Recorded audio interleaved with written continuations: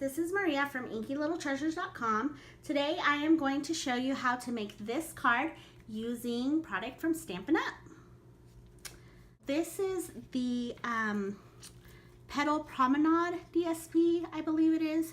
I'll put the name across the screen, but this is one of the pages. So all of our DSP comes front and back side. This is one of the pages, and then on the bottom, pretend this is attached, you have this pattern running all along the edge. So this is a complete 12 by 12 sheet.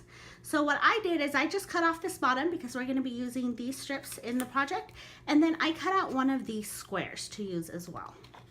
So I just wanted to share that because there's these aren't stamped images or anything, it's just part of the DSP that I've chosen to highlight and show you guys how to work with today. So this is, I believe, Blushing Bride cardstock. It's 8.5 by 11 paper. I've cut it in half, and now we're gonna fold it over so that it is an A2 card size. A2 card size is your standard card size. So using my bone folder, I'm just folding it and sliding my folder across to create some really crisp fold for that. This is DSP, still from the Petal Promenade. It's just a different sheet of DSP from that. So I'm going to use a little bit of adhesive, and I'm just going to put it on the back side here, and I'm going to adhere it to the front of my card. I always have to make sure that my card is opening correctly when I'm working, because I have been known to put cards in upside down, to design them upside down, and that's always frustrating. You make this beautiful card and then it opens the wrong way. So okay, so we adhered that paper. So that paper was cut at 5 1/4 by 4. This strip along the bottom of our paper is also cut at 5 1/4, so it's going to line up right here on the bottom. But I'm going to take my paper snips and I'm going to do a little bit of fussy cutting. Generally, I am not a fan of fussy cutting, but this is really easy cutting. So I'm just going to take my scissors and cut along this flower print so that I can create kind of a border illusion, I guess is what I'm trying to say. So the trick to fussy cutting is to move your paper and not your scissors. And that's what I'm trying to do. Like I said, I'm not a fan of fussy cutting as a whole. I think it's really tedious. I'm a mom of 4 kids, and I also, you know, I'm a normal person just trying to get life done. So fussy cutting for me is, it consumes too much of my life. Do you guys have anything like that where it's not that big a deal, but for you, it's just way too much? That's what fussy cutting is to me. So I really limit it.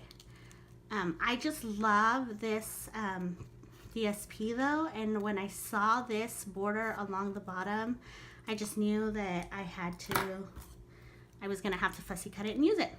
Okay, so we've cut that.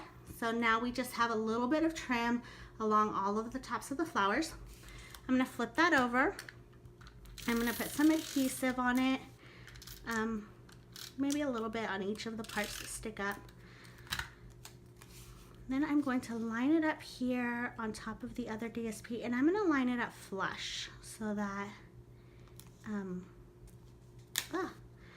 going to line it up flush so that you don't see any of the bottom or the edge of this other cardstock. So there's that. Hooray! Okay, I'm going to take this square that I cut from the DSP. I just cut it into a simple square. That's the next part we're going to work with. And I'm using the Daisy Delight stamp set. I'm going to just use the thank you sentiment right there in the middle. But I did something, I know not a lot of people do this, and it took me a long time to get brave enough, but I cut my stamp. So, shocking. But you can do it. Just make sure that you cut between so that you're not damaging any of the actual image. I don't know if you guys can see that there, but I just cut the thank you, so it's 2 separate words. It's thanking you. It can be a little bit intimidating. Like I said, it took me a while to get brave enough to cut it, but totally doable, totally worth it.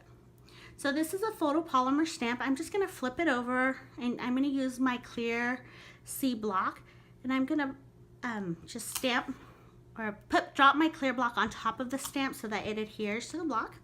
I'm gonna use my Memento Tuxedo black ink pad. Ink it up really well.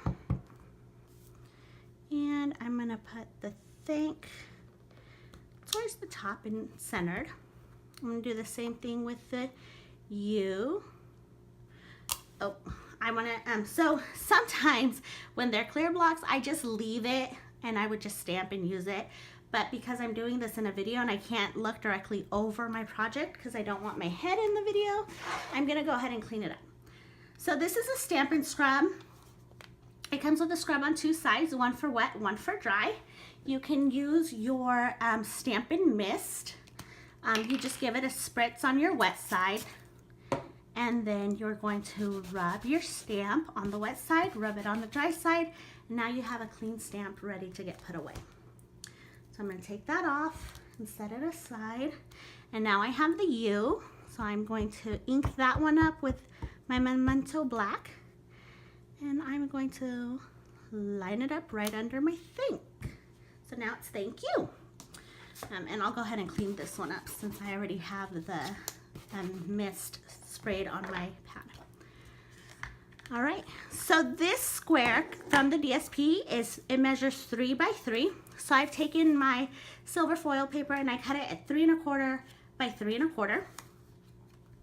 I'll use some adhesive on the back of my square. And I'm just going to center it on my silver foil paper. The great thing about this snail adhesive is it's not instantly permanent. So if you guys watched my last video, you know that my trick is to line up corner to corner to try to get things centered out. So I'm just trying to do the same thing here. And it doesn't have to be absolutely perfect. That's the beauty of a handmade card, right? Is that you made it by hand. It was made for the recipient in mind, so it's extra special and it's one of a kind. There's not another one like it. So using my dimensionals, I'm gonna add some dimensionals to the back. Use maybe 5. I'll grab one more.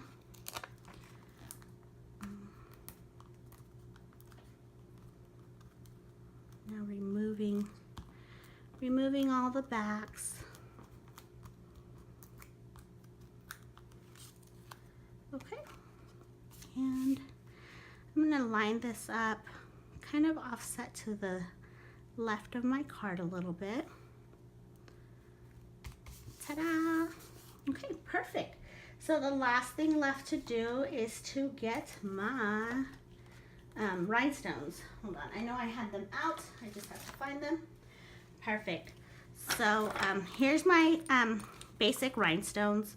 So I'm just gonna grab a couple of these. I'm gonna grab 3, and I'm just gonna line them up right here on the side just to give it a little bit more bling and detail. Yeah. Okay. I don't usually use my snips. I actually usually use my paper piercer, but snips were handy this time. So there you go. Ta-da! There's the card. Really quick, but it looks so elegant, super pretty. And I wanted to show you one more little thing for this card. Let's see. So this is a piece of Whisper White cardstock. It's cut at 5 1/4 by 4, which is just a 1/4 inch smaller to give you a little bit of trim around your entire card. I do have this other piece of DSP that matches this one here. So I'm gonna go ahead and fussy cut this one really quick. So this one here measures 4 inches because it's gonna line up on that Whisper White. So I'm just fussy cutting.